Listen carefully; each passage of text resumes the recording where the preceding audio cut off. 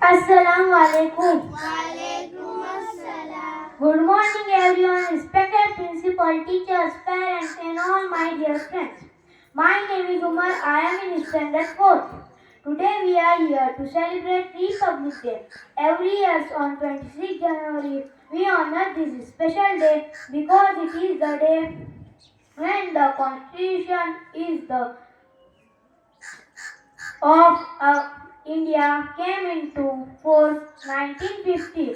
Our constitution is the rule book